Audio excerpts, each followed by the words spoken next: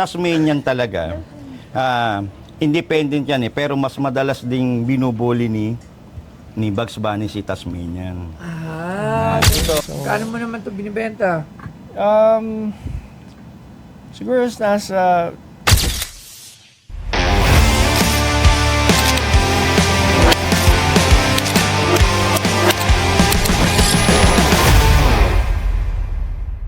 Labs. Laki talaga nito tsinelas na to no? Ito yung shades ko pala. Okay, nabisita na, papasukin na yan. Laki nito, parang na-dengue tayo ni Thanos dito Sabi, ano daw, meron doon pala niya sa Divisoria. Totoo?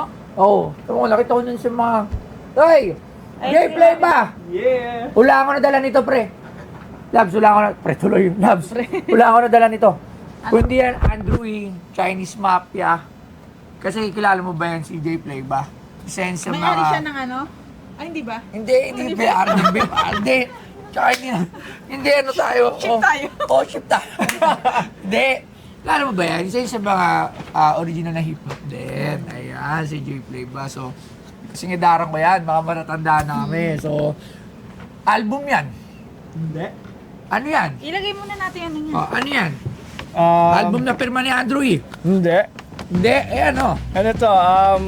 Looney Tunes na collection ng to. Oy,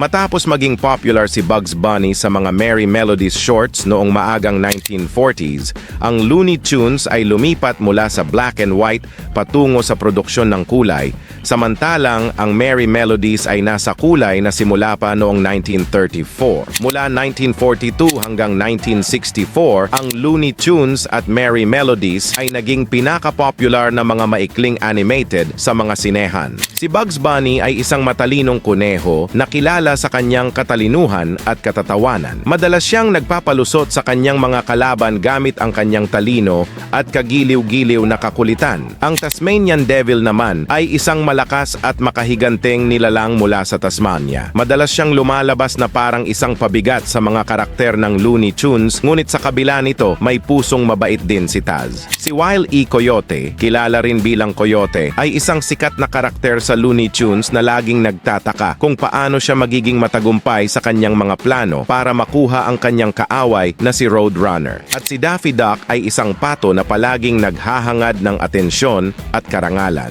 Sa kabuuan, ang mga kwento ng mga karakter na ito ay puno ng kakatwanan, katalinuhan, at pagtutulungan na nagpapakita ng kahalagahan ng pagkakaibigan at pagtitiwala sa isa't isa. Mula noon, ang Looney Tunes ay naging isang pandaigdigang media franchise.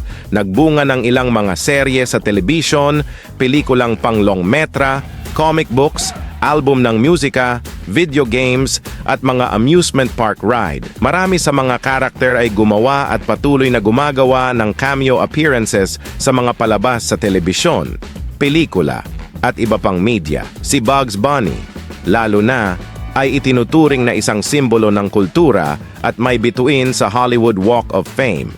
Maraming pelikula ng Looney Tunes at Merry Melodies ang itinuturing na mga pinakadakilang animated cartoons ng lahat ng panahon at 5 sa kanila ang nanalo ng Academy Awards. Noong 2013, tinantya ng TV Guide ang Looney Tunes bilang ang ikatlong pinakadakilang serye ng telebisyon ng cartoon sa lahat ng panahon. At ang binibenta sa Pinoy Pawn Stars ay ang iilan action figure ng Looney Tunes. Pero ang tagal na rin natin... Ay! Sylvester the Pussy. Si... Bugs Bunny. Yan. Conejo. Daffy Duck. Uy. Tsaka si Taz. Tapos may... Uy.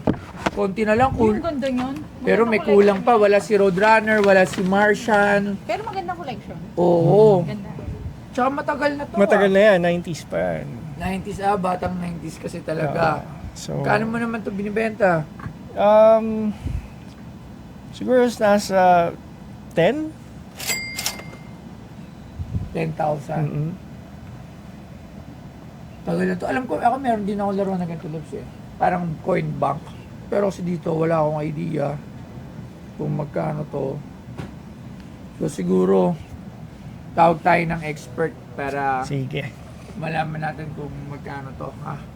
So, Sir Mike! Sir Mike! Sir Mike, Sir Mike. tagal natin hindi nakita.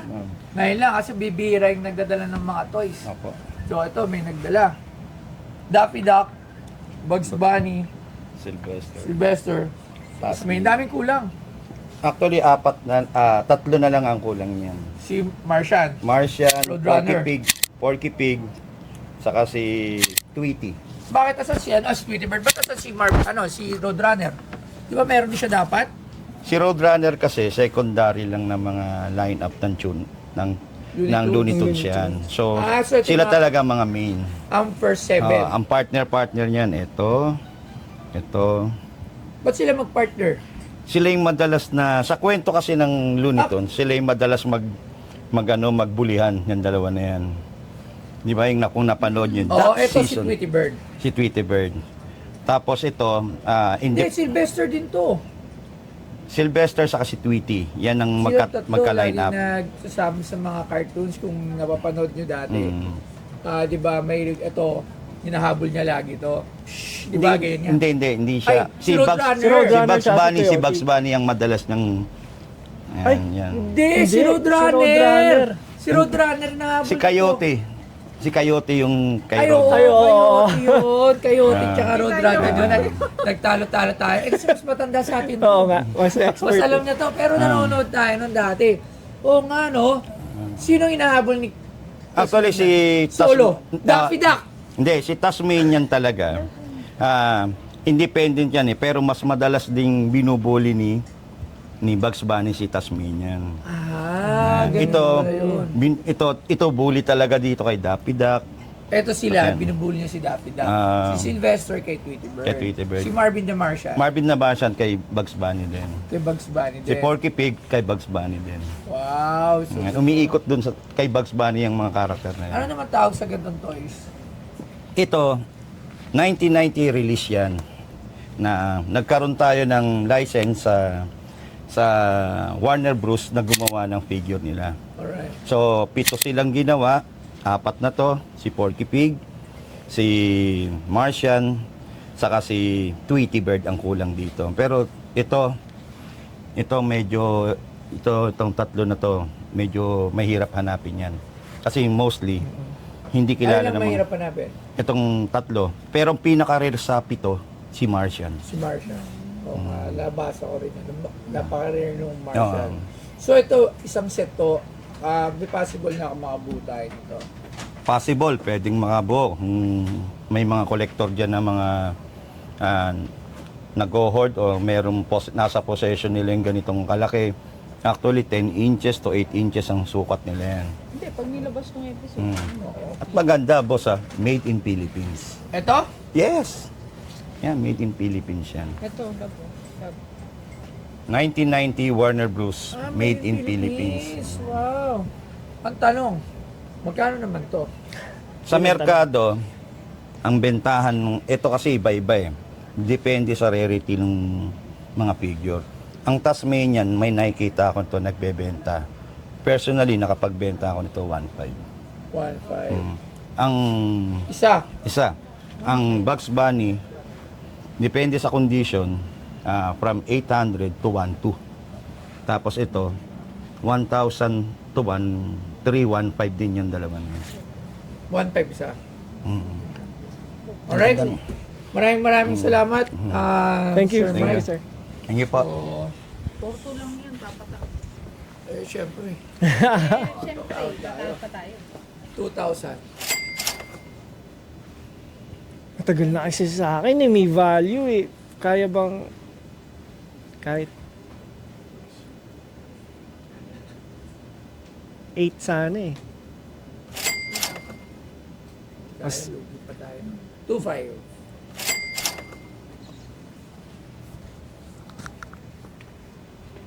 Five. Abono pa rin yun. Abono pa rin. 3,000.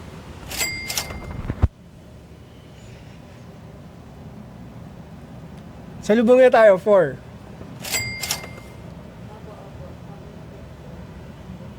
Ha? Ayaw. pa rin. 4,000? Ha? O sige, last price 3,500. Hindi pa kayong 4? 4? $4. Ikaw. 4,000? Malit lang tutubuhin natin. Pero Tsaka hindi naman natin ibibenta pa. Hindi, Oo, bibenta kasi- natin to. Oo. Kailangan ko lang ng pera. Wala na akong pera eh. Kung ano lang pinagbibili natin, kailangan natin ito mabenta. Ang problema kasi dito, kulang. Isa sa mga tinitingnan ko sa pagkukolek kasi, kung ito isang set na, napakaganda na nitong kolektahin. Ang ganda niya ng display sa shop kasi kompleto na siya. Kompleto na. So ito, 4 lang siya, kulang pa ng 3. Malay mo, meron.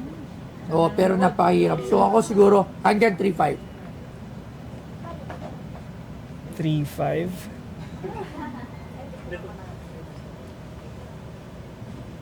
Sige. 3,500. 3-5. 3,500 din. Maraming salamat, Jay Flava. So, ayan, si Thank Jay you. Flava yan. Yan, maraming salamat. Thank you. So, punta ka lang sa office para interview tayo. Yan. Thank Akin you. na to. Yan, meron na to eh.